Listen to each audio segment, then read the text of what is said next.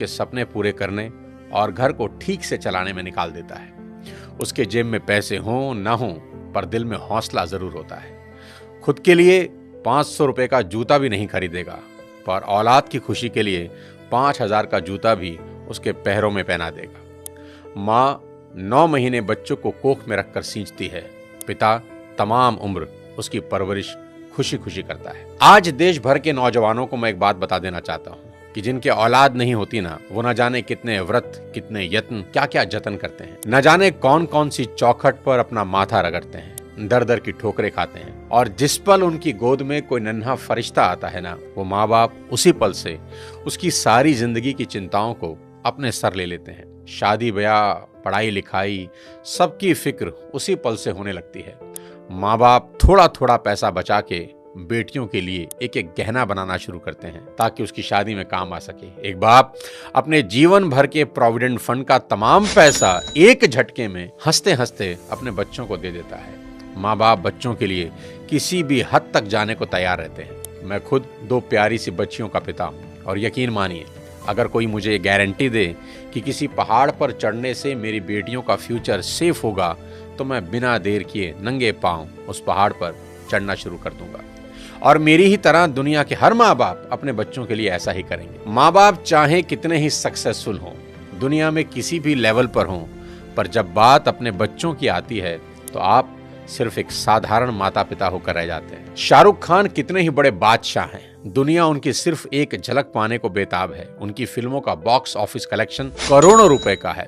वो जिस रोड से गुजर जाएं सड़कें जाम हो जाती हैं। उनकी सिर्फ एक झलक पाने को उनके घर मन्नत के आगे लोगों का सैलाब लगा रहता है। ऐसा स्टारडम किसी किसी विरले को नसीब होता है, पर जब नारकोटिक्स डिपार्टमेंट उनके बेटे को अरेस्ट करता है तो वही सुपरस्टार शाहरुख खान तमाम रिसोर्सेज होते हुए भी समीर वानखेड़े के सामने हाथ जोड़े नजर आते हैं।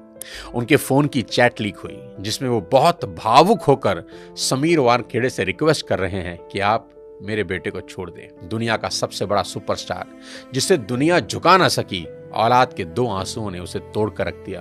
पिता होना इतना मुश्किल है। राजा दशरथ बहुत पराक्रमी राजा थे। उनके पराक्रम का डंका तीनों लोकों में बजता था। जब देव और दानवों के बीच युद्ध हुआ तो खुद भगवान इंद्र राजा दशरथ से मदद मांगने आए। दानवों की सेना जिस राजा दशरथ के नाम से कांपती थी, उन्हीं राजा दशरथ ने अपने पुत्र राम के बिछड़ते ही अपने प्राण त्याग दिए। इतने पराक्रमी राजा भी पुत्र मोह से ऊपर ना उठ सके। पिता होना इतना मुश्किल होता है। महाराजा दशरथ हो या शाहरुख खान और ना जाने कितने ही लोग, पूरी दुनिया के सामने कुछ और होते हैं, पर बात जब अपनी औलाद की आती है तो सबकी पर्सनैलिटी के अलग एंगल देखने को मिलते हैं। माँ बाप होना इतना मुश्किल है। सिर्फ पिता ही नहीं, माँ का कर्ज तो मरकर भी नहीं उतारा जा सकता। बच्चे का मलमूत्र माँ बाप के अलावा कौन साफ कर सकता है, और ऐसा वो खुशी खुशी करते हैं। इसलिए शायद भगवान ने माँ बाप की पूजा खुद से भी पहले बताई है। बच्चा बीमार होता है तो नींद माँ को नहीं आती। माँ बड़ी अद्भुत है। वो बच्चे के रोने के अंदाज से समझ आती है कि भूखा है या पेट में दर्द हो रहा है, क्योंकि बोल के तो बच्चा समझा नहीं सकता। प्रसव पीड़ा इस दुनिया के सबसे बड़े दर्द में है, जिसे हर माँ खुशी खुशी सहन करती है ताकि एक नवीन जीवन धरा पर आ सके। कहते हैं कि 20 हड्डियों के एक साथ टूटने के बराबर जितना दर्द होता है ना, उतना ही दर्द एक माँ को होता है एक बच्चे को जन्म देते हुए।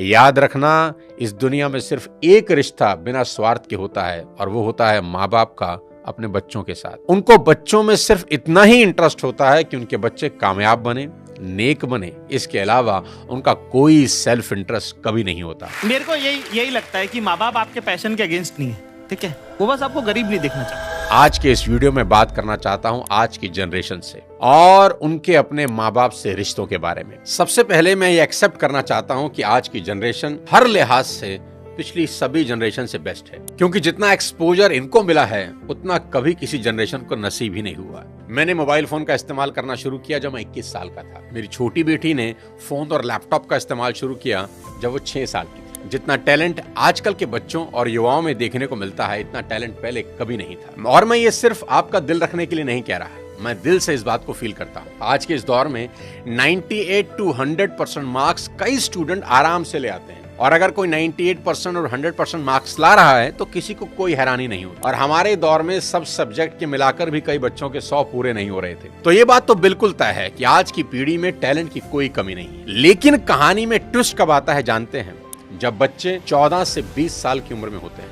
अब इनके हार्मोन्स जंप करने लगते हैं और इसका सबसे गंभीर असर ये होता है कि ये हार्मोन्स बच्चों को पेरेंट्स से दूर कर देते हैं, क्योंकि इस उम्र में बच्चों को चाहिए आजादी और माँ बाप वो आजादी देते नहीं, क्योंकि वो जानते हैं इस तरह की आजादी के लिए ये उम्र सही नहीं है। तो पेरेंट्स रोकते हैं, समझाते हैं, उनको पता है ये उम्र फिसलने वाली है, यही वो उम्र है जिसमें फ्यूचर बन भी सकता है और बर्बाद भी हो सकता है।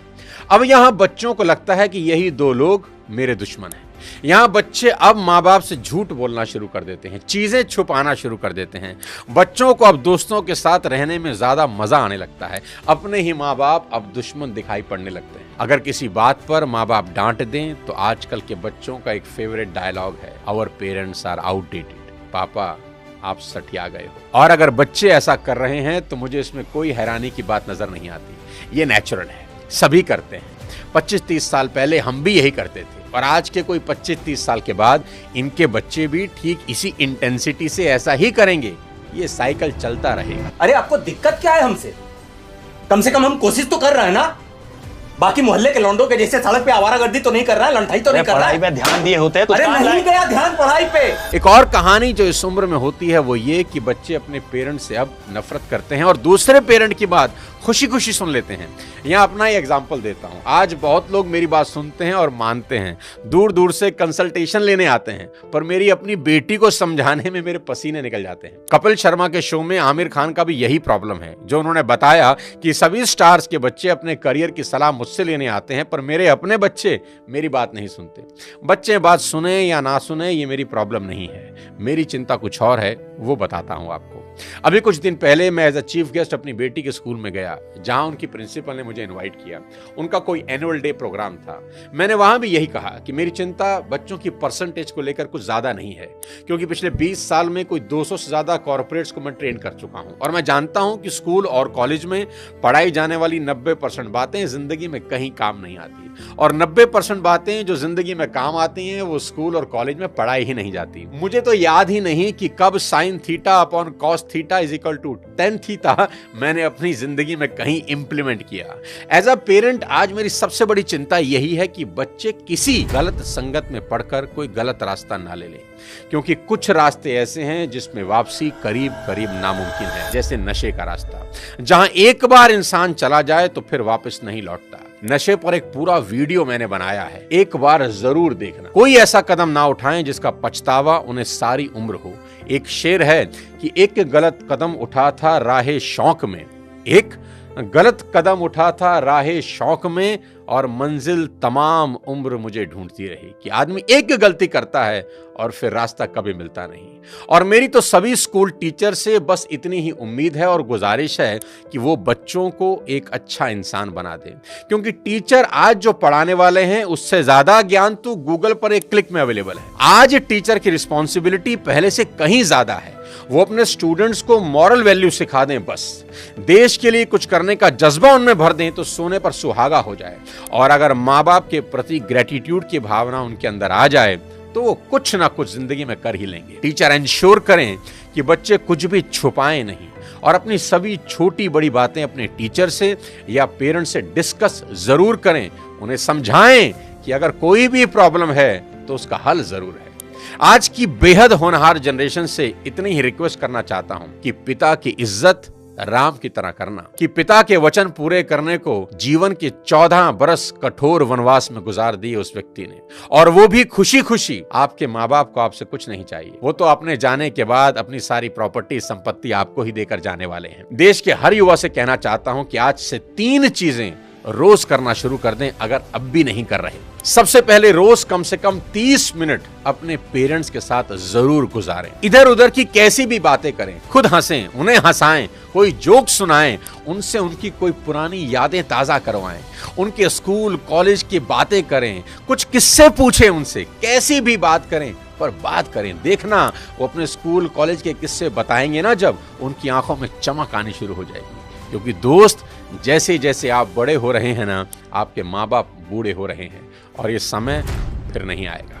उनके जाने के बाद बड़ा अफसोस होता है कि काश ये कर लेता, वो कर लेता। उनका कर्ज सारी जिंदगी नहीं उतार सकते, पर अपना समय उनको देकर उस कर्ज का इंटरेस्ट जरूर भर सकते हैं। मुनव्वर राणा का एक शेर है कि लौट कर जैसे भी हो ऐ जाने पिदर आ जाना, लौट कर जैसे भी हो ऐ जाने पिदर आ जाना, ऐसी वैसी जो खबर सुनना तो घर आ जाना, और वक्त रुखसत हमें इज्जत से सलामी देने, जब डुबोने लगे दरिया तो नजर आ जाना। आस पास ही रहना अपने माँ बाप।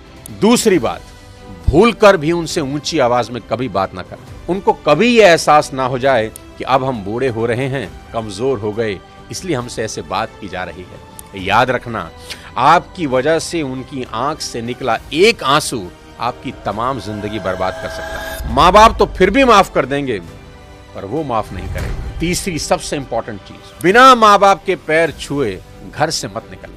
अपने दिन की शुरुआत उनका आशीर्वाद लेकर ही करना।